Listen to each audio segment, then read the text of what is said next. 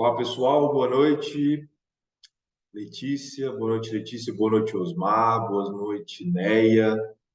Estão me ouvindo por aí? Estou vendo que alguém enviou uma mensagem aqui no chat, foi o Osmar falando boa noite, dizendo que está sem áudio, está no trabalho. Letícia também, boa noite. Legal, boa noite para todos vocês. Peço a quem puder a gentileza de abrir a câmera, vai ser bem bacana acompanhar com você a aula de hoje, que excepcionalmente a gente está aqui fazendo às 18 horas por, por questões de agenda. Então, agradeço a compreensão de vocês, de estarem aqui, e também aqueles que não puderam, mas que vão assistir em outro momento. Então, já fica de antemão aqui as minhas escusas, e aí a gente vai ver como que vamos nos organizar depois para o retorno às aulas, qual vai ser o horário mais adequado para a gente seguir acompanhando aqui, tá bom? Muito bem.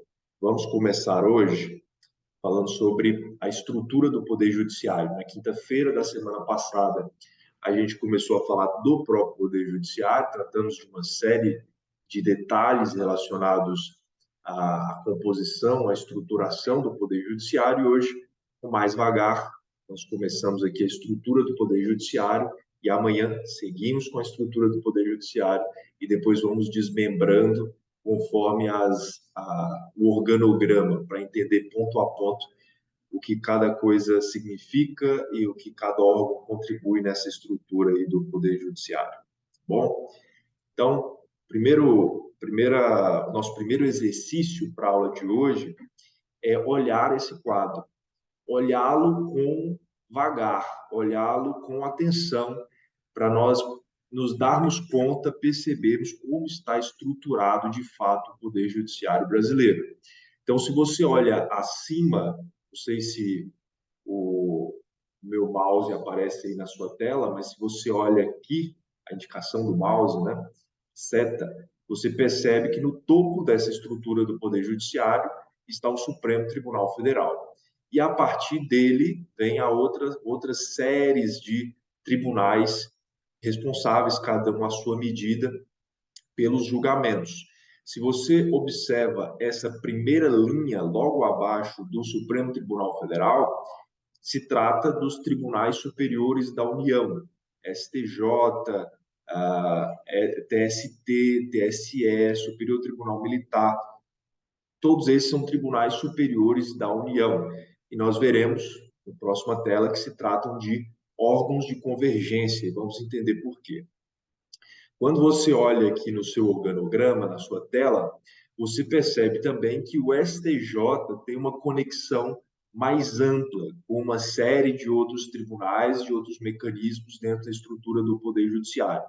Ao passo que os outros tribunais superiores têm conexões lineares com as suas respectivas áreas de atuação.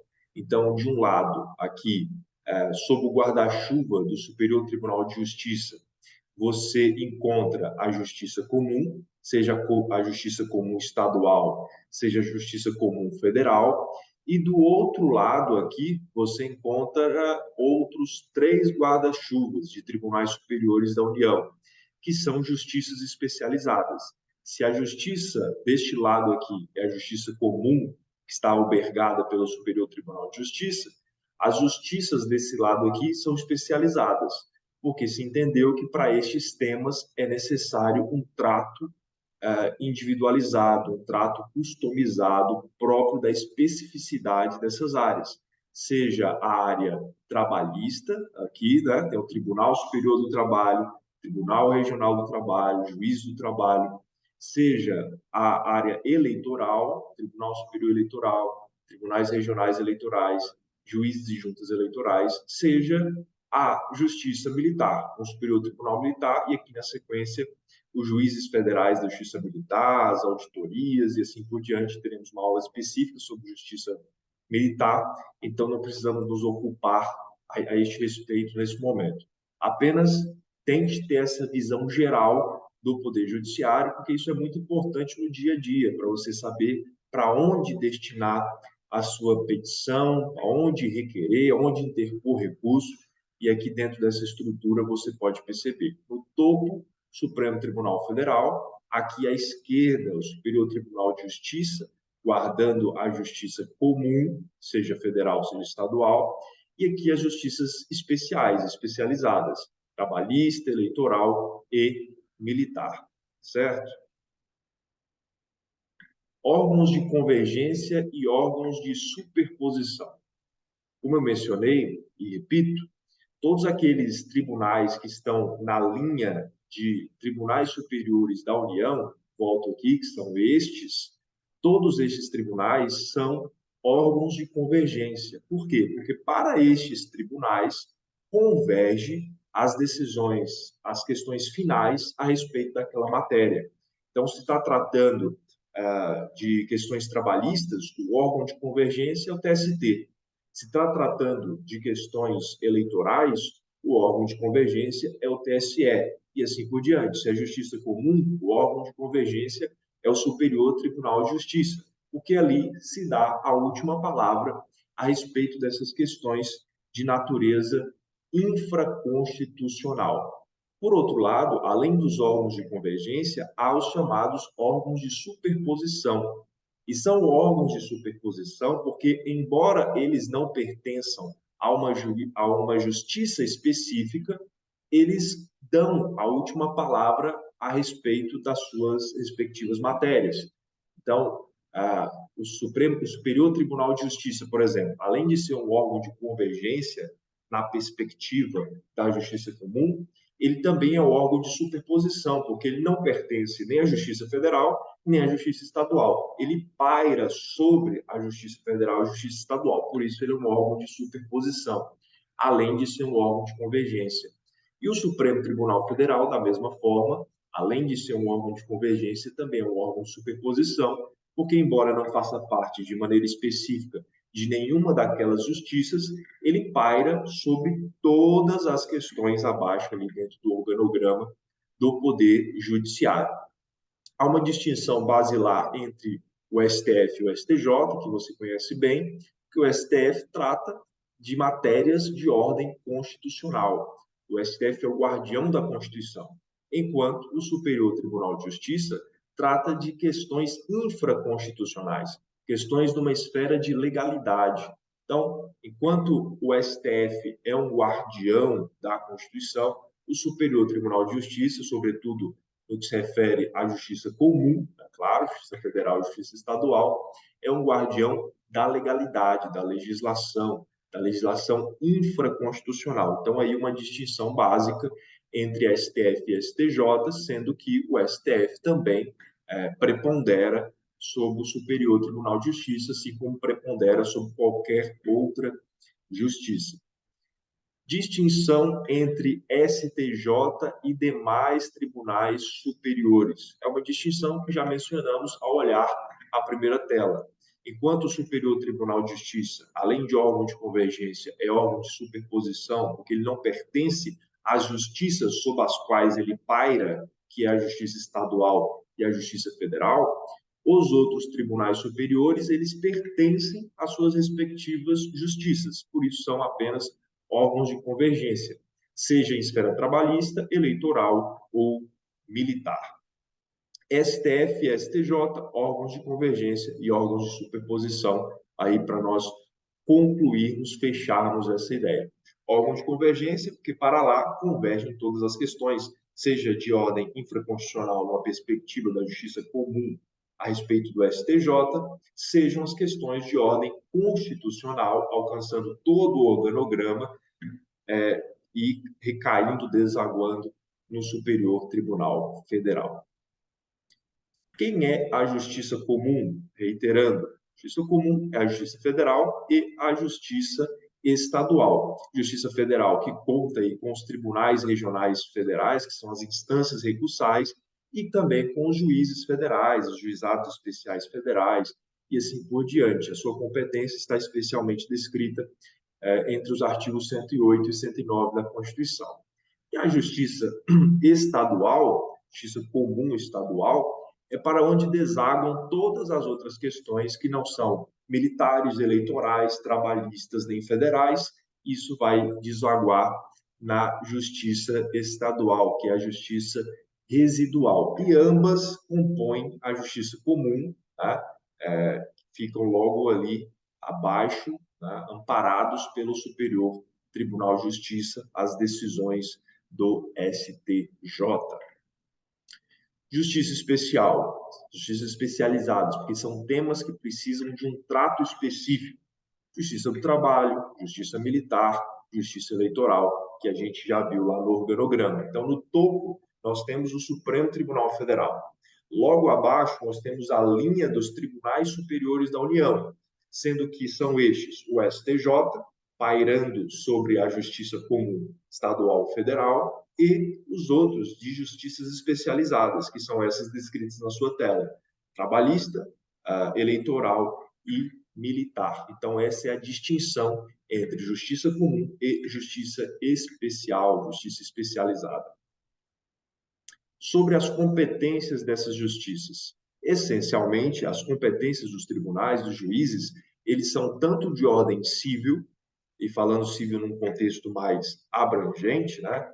Administrativo, tributário, tudo mais, tudo que envolve as decisões que não são penais, criminais, que não têm relação com privação de liberdade, e do outro lado, aquelas competências que são de ordem penal, criminal.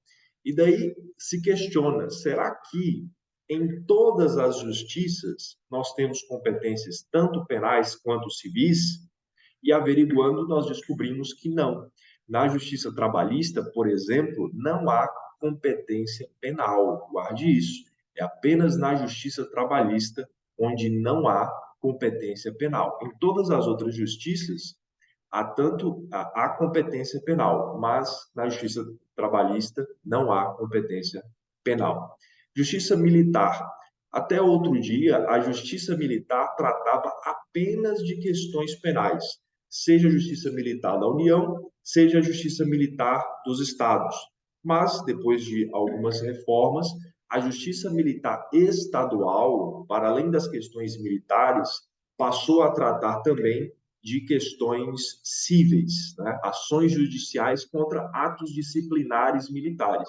Se trata de ato disciplinar, então não é questão de ordem penal, não é questão de ordem criminal. E mesmo estes, pela justiça militar estadual, não confundo as coisas, uma coisa é a justiça militar da União, esta sim, apenas questões penais, crimes penais militares.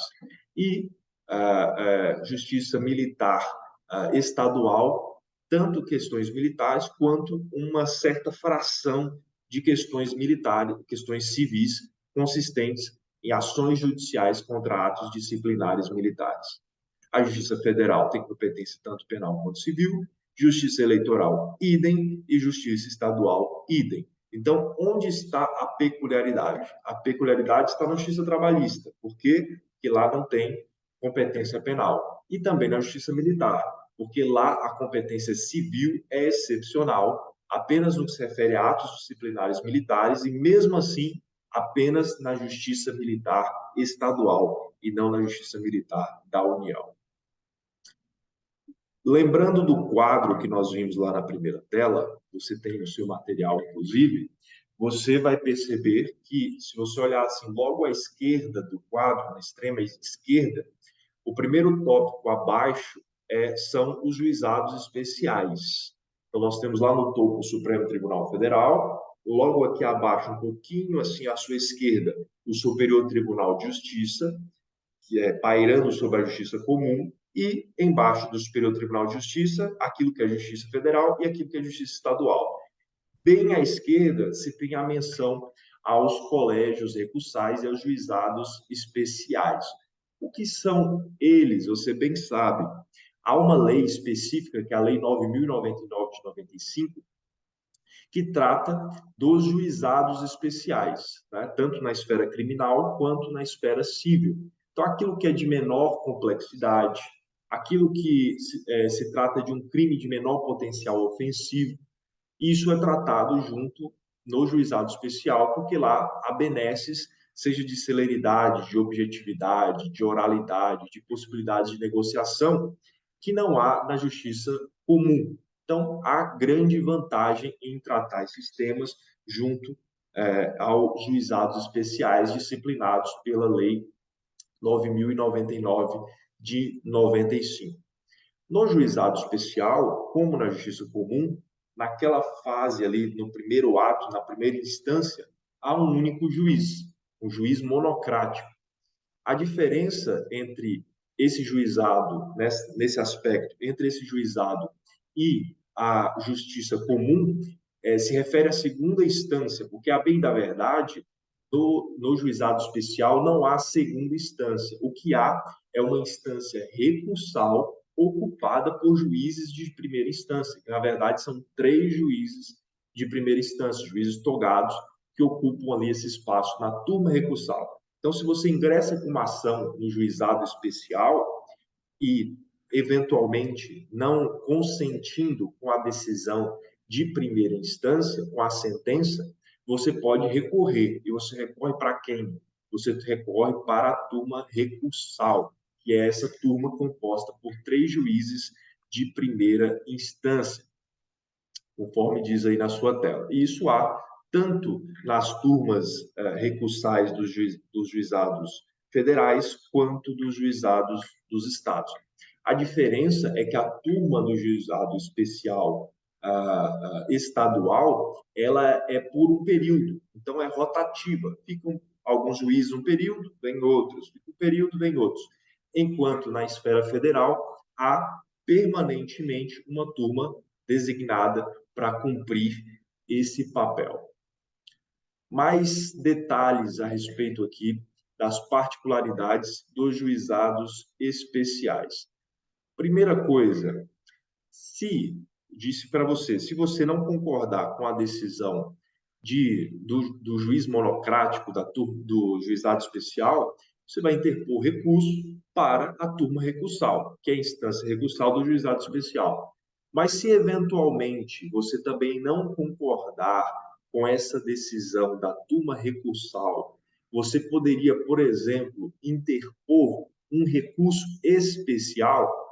E por que essa questão, por que esse ponto é importante? Porque se você estiver falando de justiça comum, você vai entrar ali em primeira instância, não concordou com a decisão do juiz monocrático, você vai interpor recurso para a instância recursal, que é a segunda instância, o Tribunal de Justiça. Se a decisão do Tribunal de Justiça, o acórdão prolatado pelos desembargadores, você também não concordar, você pode, em razão disso, interpor recurso especial para o Superior Tribunal de Justiça ou recurso extraordinário para o Supremo Tribunal Federal, claro, cumpridos os requisitos próprios de cada recurso. Agora, e se você estiver lá no juizado especial, você poderia interpor recurso da turma recursal direto para o Superior Tribunal de Justiça, assim como você faz no TJ, na Justiça Comum?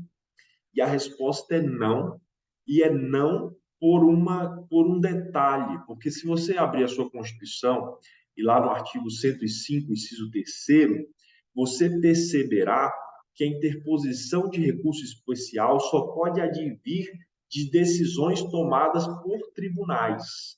E como a turma recursal não é um tribunal, então não faz sentido que você, a partir da turma recursal, interponha um recurso especial para o Superior Tribunal de Justiça. Mas aí você se questiona, muito bem, mas e o que eu faço se eu precisar questionar a legalidade daquela decisão? Para onde eu posso recorrer? Tá? E você pode, de fato, recorrer ao Superior Tribunal de Justiça, mas não mediante a interposição de um recurso especial, mas mediante o ajuizamento de uma reclamação, verificando que a decisão da turma recursal, veja, um recorte menor do que caberia num recurso especial, verificando que a decisão da turma recursal não se coaduna com decisões pacíficas do Superior Tribunal de Justiça, a fim de fazer prevalecer a autoridade do Superior Tribunal de Justiça, você pode, então, ajuizar essa reclamação junto ao STF, a STJ. Você não pode interpor recurso especial com as características do recurso especial, mas você pode chegar lá para questionar essa decisão, ainda que em contornos menores do que seria num recurso especial, mediante o ajuizamento de reclamação. Item 3. Já sabemos que não é possível interpor recurso especial de decisão em juizado especial, de turma recursal em juizado especial, mas seria possível interpor recurso extraordinário de decisão tomada por turma recursal de juizado especial? E aí sim, a resposta é sim. Mas por quê? Eu não posso interpor recurso especial para o STJ, mas posso interpor recurso extraordinário para o STF? Pode. Por quê? Porque se você for olhar lá o artigo 102, inciso 3º, você vai perceber que o recurso para o STF por recurso extraordinário, ele se dá por decisões em última instância, né? Única ou em última instância, mas não necessariamente vindas de um tribunal, como se exige para o STJ. Possivelmente, talvez tenha sido até ali um equívoco redacional, mas é interpretado dessa maneira. Como há o requisito para o STJ, da turma recursal não pode ir, porque turma recursal não é tribunal.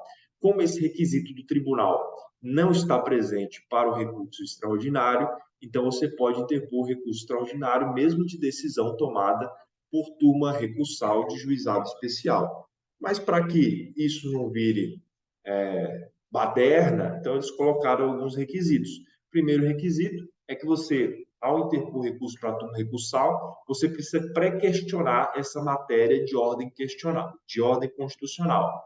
Uma vez não sendo admitida pela turma recursal, e você já pré-questionou e tudo, aí você vai apresentar lá no STF.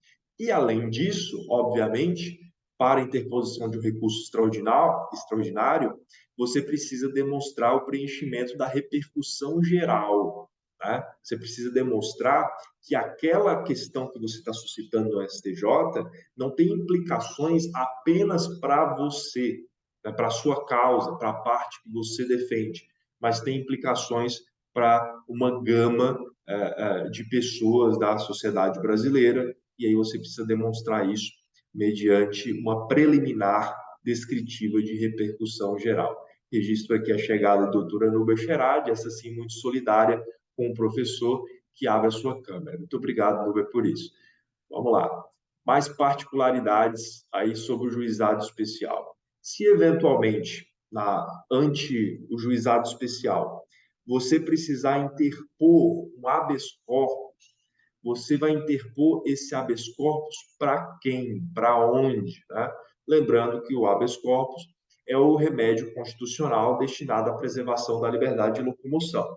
Como o juizado especial trata de questões de ordem criminal, então a restrição da liberdade também é uma possibilidade. Nesses casos, eu impetro o habeas corpus para onde? Para quem? Se entendia até certo ponto que esse habeas corpus deveria, veja que absurdo, ser impetrado diante do Supremo Tribunal Federal. Né? Imagina o salto da turma recursal para o Supremo Tribunal Federal. Mas depois, melhorando essa compreensão, que então se pacificou, se entendeu que a impetração se destina ao Tribunal de Justiça. E aí, no Tribunal de Justiça, se também for denegado lá, você pode interpor recurso ordinário constitucional para o STJ, conforme os termos aí do item 2. E o mandado de segurança? O habeas corpus, você já sabe. O habeas corpus de turma recursal vai para o TJ. Do TJ, se tiver que interpor novo recurso, para o STJ. E o mandado de segurança? Se você precisar garantir direito líquido e certo, negado ali por turma recursal. Para quem você vai impetrar o mandado de segurança? Pela lógica, você impetraria para o TJ, mas o direito nem sempre é lógico. Então, fazendo uma interpretação aí analógica dessa lei complementar escrita na sua tela, se entende que o mandado de segurança impetrado contra a turma recursal é destinado à própria turma recursal. Então, guarde isso, porque é muito peculiar.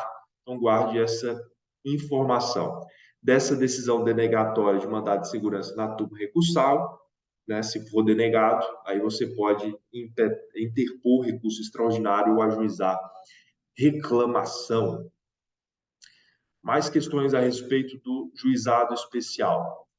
Eu imagino que todos vocês se recordem do que se trata uma decisão interlocutória. Sim, sim, né? Que é aquela decisão que se dá no curso do processo, mas que não dá fim àquela questão processual. Então, ele não é uma sentença, é uma decisão, às vezes, de uma tutela, de urgência, de evidência, no transcorrer do processo.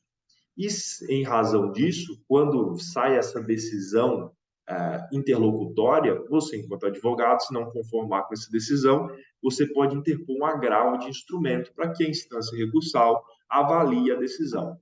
Isso não ocorre no juizado especial, porque lá as coisas são mais rápidas, são mais objetivas.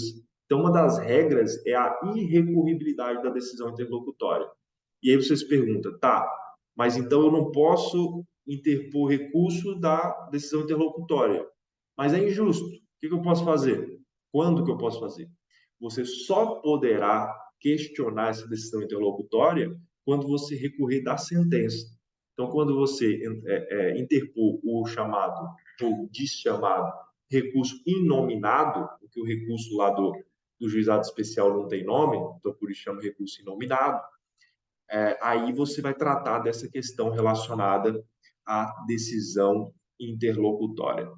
Você pode se valer das benesses do juizado especial em conjugação com a Lei Maria da Penha, 11.340 de 2006? Não, você não pode, porque imagine, a mulher que é a vítima, né, desse tipo de situação, por questões de ordem moral, ordem patrimonial, seja como for, né, questões de integridade física, foi atingida, foi prejudicada, e isso é levado para o juizado especial, e agora nós vamos negociar isso, essa violência à mulher, em cestas básicas. Nós vamos negociar isso numa composição civil, nós vamos suspender o processo caso o agressor pague determinada quantia. Então, essas benesses que são próprias do juizado especial, elas não devem ser aplicadas em conjugação com a Lei 9.099 de 95. Bom? Muito bem, mudando de assunto, saindo do juizado especial e voltando para uma regra genérica dos tribunais. Vocês também certamente já conhecem a ideia de quinto constitucional, ou seja, há um quinto, uma fração de um quinto dos tribunais que é destinada a ser preenchida por advogados e promotores de justiça que cumpram determinados requisitos, né? Isso é o que é o chamado quinto constitucional. Mas guarde aqui uma distinção muito peculiar. Embora nos tribunais, em geral, esteja reservado um quinto para os advogados e promotores de justiça, não é assim no STJ, porque lá é um terço. Então, é um sexto de promotores e um sexto de advogados. Então, guarde essa informação. O STJ vai cumprir todo aquele regramento do quinto constitucional para que esse advogado, esse promotor de justiça chegue a essa posição. Mas ao invés dos outros tribunais que só separam a fração de um quinto, o STJ separa a fração de um terço, o que equivale a um sexto de advogados e um sexto de promotores. Então, como que funciona isso? Vem a lista sêxtupla de 6 candidatos, vinda do órgão de classe. O tribunal que quer preencher as vagas destes 6 separa 3 e, por fim, o chefe do executivo vai escolher destes 3 um para ocupar a vaga. 6 do órgão de classe, 3 do tribunal, separados dos 6 e, por fim, um escolhido pelo chefe do executivo. E os requisitos: notório saber jurídico, reputação ilibada, aquela história toda que vocês já conhecem. E, eventualmente, a lista pode ser devolvida se o tribunal entender que os indicados não preenchem os requisitos propostos. E aí caberá ao órgão de classe, se o caso, se não quiser apresentar outros, manejar medidas judiciais que possam alterar essa postura. Agora que falamos dessa regra geral sobre o quinto constitucional, a gente avança para o Supremo Tribunal Federal. De como é composto o Supremo Tribunal Federal? Todo mundo sabe, gente? Sabe, né? Acho que ninguém sabe, porque ninguém respondeu. Tem alguém aí, além da Núbia? Veja, o Supremo Tribunal Federal ele é composto por 11 ministros. Ah, colocaram aqui no chat. São 11 ministros, supostamente com notório saber jurídico, reputação ilibada, e essa história toda, tá? Eles são indicados pelo chefe do executivo, passam por uma sabatina no Senado. Essa sabatina é antecedida de uma opinião legal da Comissão de Constituição, Justiça e Cidadania, tem a deliberação e depois a votação secreta. Se ele for aprovado pelo Senado, então, por maioria absoluta, então ele é nomeado pelo presidente da República e, a partir daí, ele só sai de lá aposentado, né, que é a chamada PEC da Bengala que a gente viu outro dia. Requisitos: precisa ser brasileiro nato para ser ministro do STF, não apenas para ser presidente, como a gente viu nos outros poderes. Por quê? Porque a presidência lá é muito rotativa, eles ficam 2 anos e vai passando. Então, todo mundo ali, em algum momento, se não sair antes, vai ser presidente do STF. E como presidente do STF entra na linha sucessória presidencial, então precisa ser brasileiro nato. Idade, 35 anos, né? Mais de 35 anos, menos de 65, ser cidadão, pleno gozo de direitos políticos, né? Aquela história toda, notável saber jurídico e reputação ilibada. E a pergunta tão difícil que é preciso, é necessário que aquele que ocupa espaço no STF seja um jurista? Parece bastante óbvio que sim, tá? Mas na nossa história, não na nossa história recente, mas na nossa Constituição, primeira Constituição Republicana de 1891, a Constituição não pedia notável saber jurídico, pedia notável saber. E nessa, um cidadão médico, Cândido Ribeiro Barata, foi nomeado presidente, ou melhor, ministro do Supremo Tribunal Federal. E o foi por 10 meses até notarem o óbvio que ele não tinha condições de preencher a vaga, né? Então, de fato, é necessário ser jurista. Agora, o que é ser jurista? Ser jurista é ter obras publicadas, ser jurista é ter mestrado, doutorado, pós-doutorado, ser jurista é ter carreira acadêmica, ser jurista é ter 20, 30 anos como advogado. O que é ser jurista? Vocês sabem isso também? O Osmar falando aí que Barata era médico, é isso mesmo. E aí? O que é necessário para ser jurista? Ninguém respondeu. Para ser jurista, gente, pensando assim, quando você olha alguém dando entrevista na TV, isso mesmo, a Letícia colocou aqui no chat, bacharel em direito. É isso mesmo. Mas quando a gente olha uma entrevista na TV e alguém se nomeia jurista, você pensa, poxa, é uma pessoa muito experiente, com muita formação. Esse sim pode ser chamado de jurista. Outra coisa é o advogado, outra coisa é o promotor, outra coisa é o procurador. Mas, a bem da verdade, a compreensão é que jurista é quem tem formação em direito. Então, se tem formação em direito, já pode ocupar vaga no Supremo Tribunal Federal, embora hoje em dia seja muito comum que aqueles que ocupam essas vagas tenham ampla formação, inclusive acadêmica, experiência profissional, nem sempre muito bem demonstrada em seus votos, mas essa é a realidade mais recente. Tá? O que mais que a gente pode saber sobre o STF? No STF, há competências que são originárias, ou seja, não precisa passar pela primeira instância, pela instância recursal para chegar no STF. Algumas competências são próprias do STF, que são essas descritas aí na tela. Incisos 1º a A linha A R. Todas essas são competências que precisam ser destinadas originariamente para o STF. Tem também as competências que são recursais, em nível ordinário, e em recursais em nível extraordinário. Isso também está previsto nesses artigos da sua tela e que você deve fazer a leitura na Constituição. O que aconteceu a partir de 2004 no Poder Judiciário? Aconteceu uma ampla reforma no Poder Judiciário e disso a gente pode destacar algumas alterações básicas que se deram a partir dessa reforma. Primeira coisa aí que tem na sua tela, homologação de sentença estrangeira. O que é isso? O que isso significa? O que é homologar sentença estrangeira? E aí? Você sabe, né?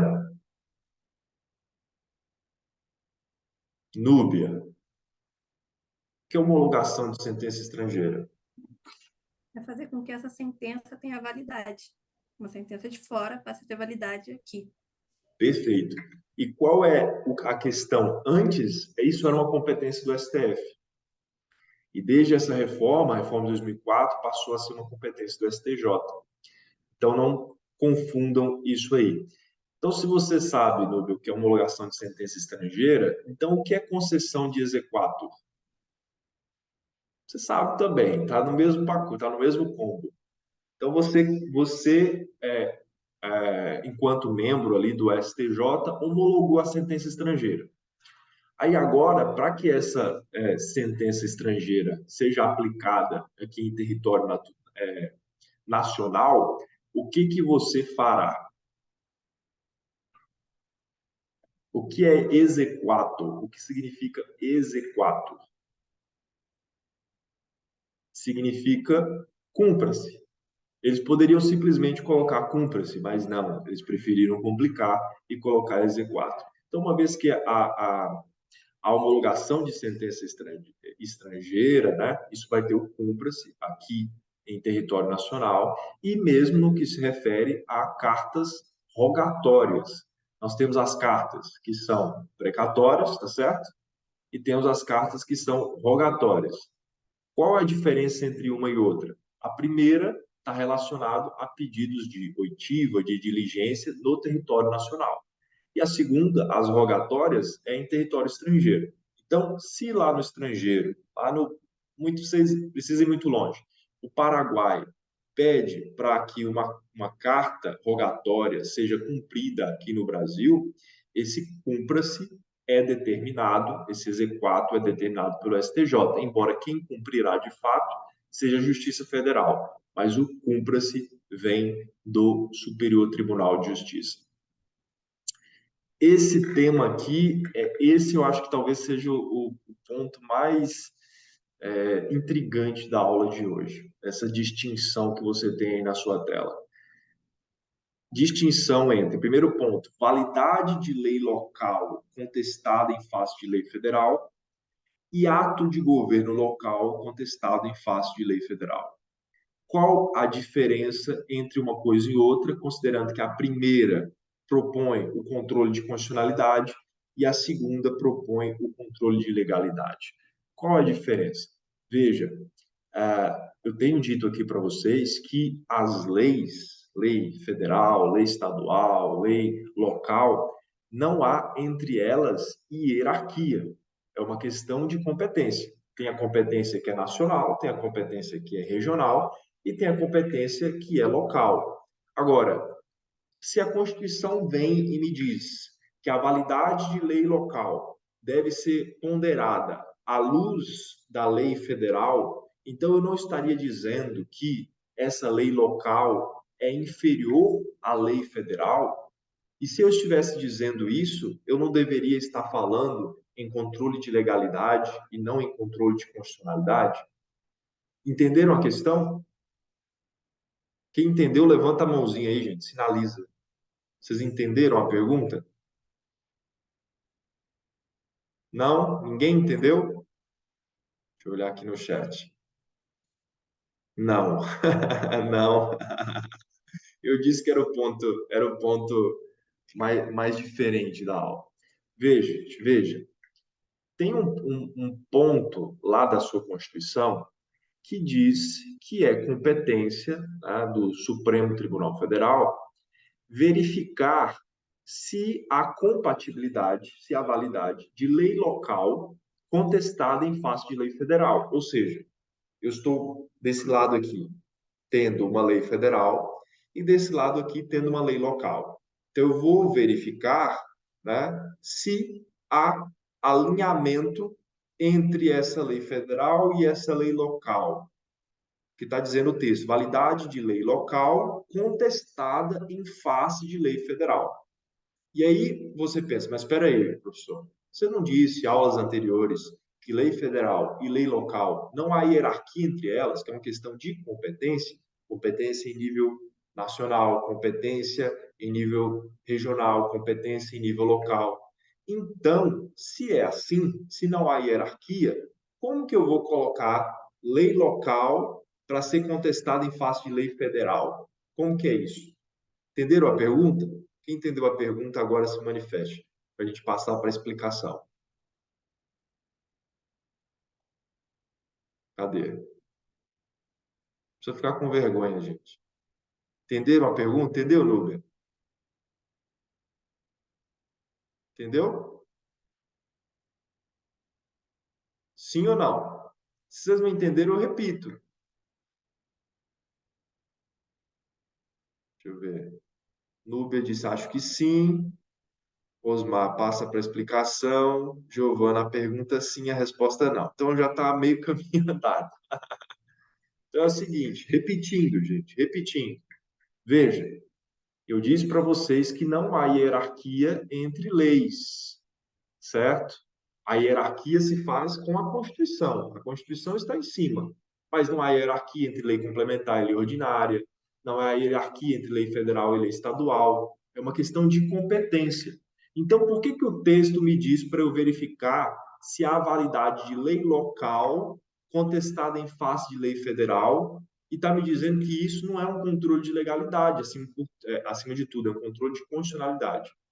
Porque o que se verifica aqui é a competência e não se a lei local está de acordo com a lei federal. Ou seja, eu vou verificar se isso que foi tratado por uma lei local, uma lei municipal, por exemplo, se não deveria ser tratado por lei federal. Porque se deveria ser tratado por lei federal, esse controle de constitucionalidade não é um controle de constitucionalidade para verificar se a lei local se coaduna com a lei federal.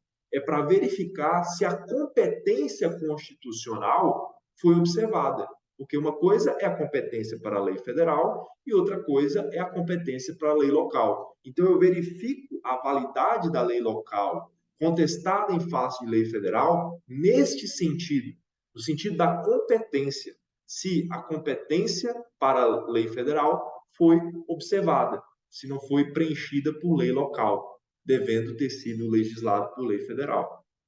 Entenderam agora? Sim? Ninguém se manifestou ainda, a Nubia balançou a cabeça, Osmar disse que sim. Ótimo, muito bem. Letícia também disse que sim, então fico tranquilo. Então, esse aqui, por isso é um controle de constitucionalidade, porque é um controle quanto à competência, não é um controle para ver se a lei local está de acordo com a lei federal. E onde que, às vezes, a gente pode se confundir? Porque no outro trecho, quando se trata da competência do STJ, fala que o STJ tem competência para ver se o ato de governo local, olha o item aí, o ato de governo local contestado em face de lei federal. Aí você mistura as coisas, entendeu? Mas qual é o grande lance aqui? O lance é que, na primeira hipótese, nós estamos falando de lei federal e lei local.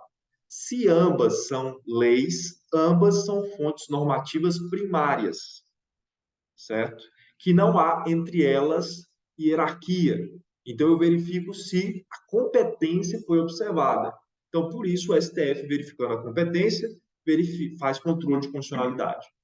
Agora, nesse segundo caso, de fato, eu observo se o ato de governo local ele está de acordo com a lei federal. Só que nesse caso, eu não estou dizendo que a lei local é inferior à lei federal, porque aqui eu não estou falando de lei local, eu estou falando de ato de governo local, que é uma coisa diferente de lei local. Por quê? Porque o ato de governo local, ele não é uma fonte normativa primária, ele não inova na ordem jurídica, ele não é genérico, ele não é abstrato, ele é uma fonte normativa secundária. Então, ele veio já de uma outra lei. Então, se ele veio de uma outra lei, o contato que ele tem direto é com a lei. E nesse contato que ele tem com a lei, isso não é um controle de constitucionalidade, é um controle de legalidade. Ficou claro isso aí, gente? Pelo sim, pelo não, eu vou falar mais uma vez. Nesse item 1, o que nós temos é um controle de constitucionalidade. Por quê? Porque eu tenho uma lei federal, uma lei local, que eu não estou avaliando se elas são, se há uma compatibilidade hierárquica. Eu estou avaliando se a lei local observou a competência descrita na Constituição, certo? Agora, no segundo item, o que eu estou avaliando de fato, o que eu estou fazendo é um controle de legalidade, porque eu estou pegando uma fonte normativa secundária, que é o ato de governo local, estou a comparando, verificando se há alinhamento com lei federal. Aí sim, um controle de legalidade. Então, distinguam as coisas. No primeiro caso, é o STF fazendo controle de constitucionalidade. No segundo caso, é o STJ fazendo controle de legalidade. Ficou claro, gente? Dá um joinha aí, reajam. A Núbia está dizendo que sim, então vou me pautando aí pelo que ela disse. Repercussão geral. Joinha de Osmar e Letícia, fico feliz. Repercussão geral. O que é isso, gente? Já falei lá atrás e repito agora. Para você interpor um recurso extraordinário, você precisa demonstrar que isso não é importante apenas para a sua causa, que isso é importante numa perspectiva geral. Isso também é um desdobramento da reforma do judiciário que aconteceu em 2004, a emenda constitucional 45 de 2004. A partir de lá, foi inserido esse requisito, tá? Esse requisito para a interposição de recurso extraordinário, que é a repercussão geral. Você tem que demonstrar que aquilo não é importante só ali para o seu cliente, é importante para a sociedade como um todo. E aí você vai avaliar critérios objetivos, tá? Se isso de alguma forma desrespeita a decisão do STF, desrespeita a súmula do STF, e numa perspectiva subjetiva, se isso tem um alcance econômico, se isso tem um alcance social, e assim por diante, conforme os termos do Código de Processo Civil, que está aí na sua tela, os artigos. Para que essa repercussão geral seja recusada pelo STF, é necessário que pelo menos 2/3 do STF se manifeste negativamente ao seu recurso extraordinário. E 2/3 equivale a 8 ministros. Então, você interpôs o seu recurso extraordinário. Precisa que 8 ministros digam, não, isso aqui não tem repercussão geral. Porque se menos do que isso disser que há repercussão geral, então o seu recurso vai adiante.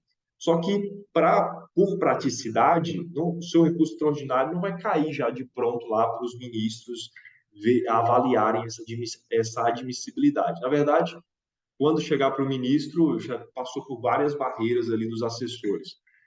Antes disso, você sabe, o STF ele é dividido em 2 turmas. Tem o presidente, são 11 ministros, presidente, 2 turmas de 5. Isso caiu, digamos, para a primeira turma. Se 4 ministros reconhecerem que há repercussão geral, então o pleno nem se reúne. Já a vida que segue admite que há repercussão geral. Agora, se menos de 4 ministros, o 3, 2, 1, né, disserem que não há repercussão geral, então isso vai se transformar num incidente de análise de repercussão geral, para que, de fato, o pleno avalie se há repercussão geral ou se não há repercussão geral. Então, recapitulando, item 1, para que a sua repercussão geral não seja admitida, ela tem que contar com pelo menos 2/3 dos ministros dizendo que não tem repercussão geral, que são 8 ministros. Só que antes mesmo disso, passa pelas turmas. Então, a primeira turma do STF, o que decidiu? 4 dos 5 ministros diz que tem repercussão geral. Segue a vida. 3 dos 5 disseram que tem repercussão geral. É pouco. Então, isso aí vai implicar num incidente de análise de repercussão geral. Essas decisões vão se transformar em súmulas de repercussão geral para orientar outros julgamentos. Obviamente que eles não vão avaliar recurso por recurso, eles vão escolher um, vão pensar um por amostragem, e a partir dessa decisão, parecida com outros tantos casos, eles vão aplicar para os outros casos igualmente. Né? E esse reconhecimento da inexistência de repercussão geral é uma competência exclusiva do Supremo Tribunal Federal. Certo? Vou recapitular aqui brevemente esse quadro de repercussão geral, que tem detalhes, e a gente avança lá para as questões. Primeira coisa, para que você interponha um recurso extraordinário, um dos requisitos, além do pré-questionamento, é a demonstração de repercussão geral. Para a sua repercussão geral não vingar, é necessário que 2/3 dos ministros digam não tem repercussão geral. Se for inferior a isso aí, vai se entender que há repercussão geral. Só que antes mesmo de ir para o plenário, isso passa pelas turmas. Uma turma. E aí a turma, se 4 disserem que tem repercussão geral, avante. Se 3 ou menos disserem que não há repercussão geral, então isso vai ser transformado em incidente de análise de repercussão geral para que o pleno como um todo tenha acesso e vote. Essas decisões vão se transformar em súmulas, e essas súmulas, esses julgamentos, são feitos por amostragem. Eu não vou pegar 1.000 recursos extraordinários e avaliar caso a caso se eles têm repercussão geral ou se não têm. Eu vou construindo por temas esses casos, dali vou pensar alguns, vou decidir a partir desses, e essa decisão vai ser aplicada por arrodo, por desdobramento para os demais. E o único órgão que pode declarar a inexistência de repercussão geral, frise-se, é o Supremo Tribunal Federal. Agora, as questões. Núbia pode ler para a gente, que é a única corajosa que abriu a câmera. Por favor.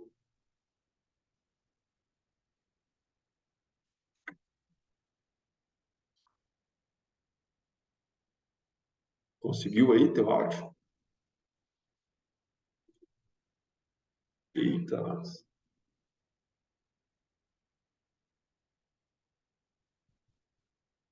Nada?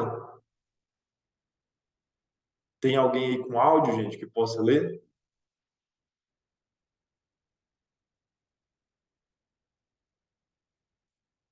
Aí a pessoa diz, com áudio sim, que possa ler diferente. Muito bem. Vamos lá. Doutor Osmar, tá por aí?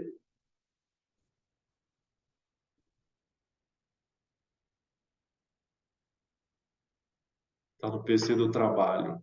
Tem microfone. Giovana, estou só como ouvinte hoje. Que pena. Letícia, Neia, estão por aí, gente? Vocês poderiam ajudar aqui lendo. Tudo bem. Esculápio, olha só que tragédia. 2012, essa questão. Esculápio da Silva, advogado, candidata-se à vaga destinada ao 5º Constitucional no TJ do Estado W, logrando obter aprovação. É nomeado pelo governador do Estado. Um ano após, candidata-se à vaga surgida pela aposentadoria do desembargador estadual no STJ, vindo a ser escolhido. Diante de tal enunciado, revela-se correto afirmar: a. No Superior Tribunal de Justiça existem vagas destinadas a desembargador oriundo dos tribunais de justiça, desde que magistrados de carreira. B. A divisão de vagas no Superior Tribunal de Justiça permite o ingresso através de 3 origens: desembargadores estaduais, juízes dos tribunais regionais, federais e advogados. C. O advogado oriundo do quinto constitucional nos tribunais de justiça concorre como magistrado para ocupar vagas no Superior Tribunal de Justiça. E D. O ocupante do quinto constitucional poderá concorrer à vaga existente no Superior Tribunal de Justiça na vaga destinada aos advogados. E aí? Esperar as respostas aqui no chat. Então, esse Culápio, ele é advogado, ele se candidatou a uma vaga ao quinto constitucional, no TJW, e ele foi aprovado, certo? Esse cidadão, advogado, Esculápio, ele é então nomeado pelo governador do estado e tal, né? Passou então a ser desembargador. Um ano depois, Esculápio, né, não contente, não satisfeito com a condição de desembargador, ele se candidata à vaga para o STJ. Uma vaga abriu, porque um lado aposentou, então Esculápio candidata à vaga ao STJ, vindo a ser escolhido. Então, a questão de fundo é: pode uma pessoa que subiu para o TJ pelo quinto constitucional, depois ascender para o STJ, também pelo quinto constitucional? Por que questiona-se isso? Apenas a título de exemplo. Porque na Justiça do Trabalho, por exemplo, não pode. Então, você é advogado na Justiça do Trabalho, muito reconhecida e tudo mais. Aí sobe para o Tribunal Regional do Trabalho. Abre uma vaga no Tribunal Superior do Trabalho. Você pode ascender? Pelos termos da Constituição, aquele que ascende ali para o TST precisa vir da carreira da magistratura. Agora, essa é também uma realidade no STJ. Então, a letra A. No STJ existem vagas destinadas a desembargador, oriundo dos tribunais de justiça, desde que magistrado de carreira. Errado, porque essa não é uma realidade do STJ. É uma realidade do TST, da Justiça Trabalhista, mas não é uma realidade da Justiça Comum. Letra B. A divisão de vagas no STJ permite o ingresso através de 3 origens: desembargadores estaduais, juízes dos tribunais regionais federais e advogados. Promotor de justiça não pode? Por exemplo, a gente viu que no STJ tem a peculiaridade que lá não é um quinto, é um terço. Mas aí é um sexto para advogados e um sexto para promotores. Então, aparentemente, a letra B não está correta. Letra C. O advogado oriundo do quinto constitucional nos tribunais de justiça concorre como magistrado para ocupar vagas no Superior Tribunal de Justiça. O advogado oriundo do quinto constitucional, que é o caso de Esculápio, nos tribunais de justiça, concorre como magistrado para ocupar vagas no Superior Tribunal de Justiça. Ou seja, ele chegou ao TJ como advogado, mas uma vez que ele entrou pelo quinto, ele virou magistrado, e tendo virado magistrado, quando ele for concorrer lá para o STJ, ele concorre como magistrado ou concorre como advogado? Letra D. O ocupante do quinto constitucional poderá concorrer à vaga existente no Superior Tribunal de Justiça, na vaga destinada aos advogados. Ou seja, Esculápio, ele ascendeu para o TJ pelo quinto constitucional. Então, quando ele se candidata para o STJ, ele que já é do TJ, portanto, magistrado, ele se candidata para as vagas de advogado? É o que vocês entenderam aqui, né? A maioria, todo mundo colocou D. Só que não. Por quê? Porque quando ele passou para o TJ pelo quinto constitucional, automaticamente ele deixou de ser advogado. Agora ele não é mais advogado, agora ele é um desembargador, agora ele é juiz. Isso mesmo. Então, se ele é juiz, qual é a resposta? Isso. Letra C. O advogado oriundo do quinto constitucional concorre como magistrado para ocupar vagas no Superior Tribunal de Justiça. Ele chegou ao TJ como advogado, mas uma vez que ele ingressou no TJ, ele deixou de ser advogado. Se ele deixou de ser advogado, então não faz sentido ele concorrer às vagas para advogado lá no STJ. Certo, gente? Vamos para a segunda e última questão. Carlos, essa é muito recente, olha, 2022.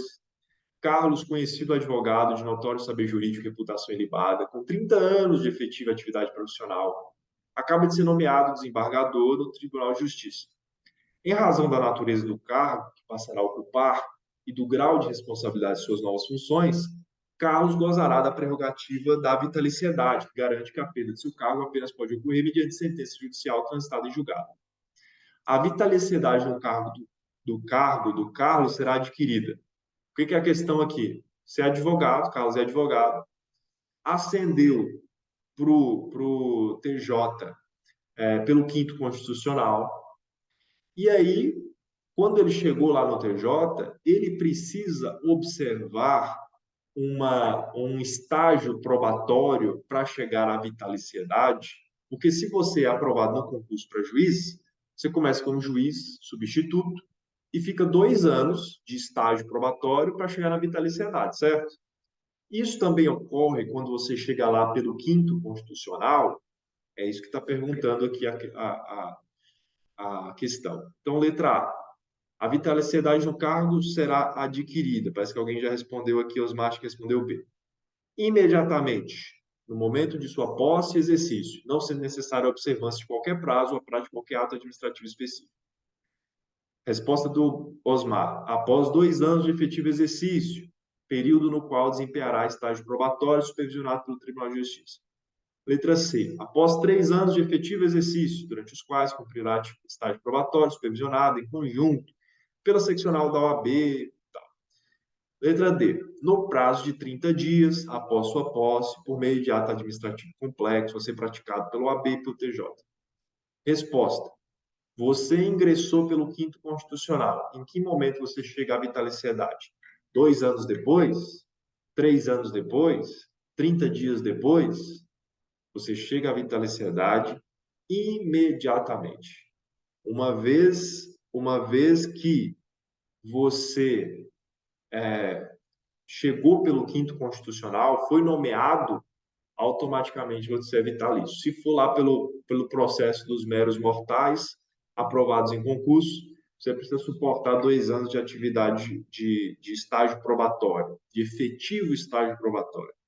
Agora, se você chega por essas vias alternativas, né, pelo quinto constitucional, que tem sua importância, claro, né, para a pluralização dos debates dos tribunais, se é por esse caminho, então você chega à vitaliciedade imediatamente, tá bom?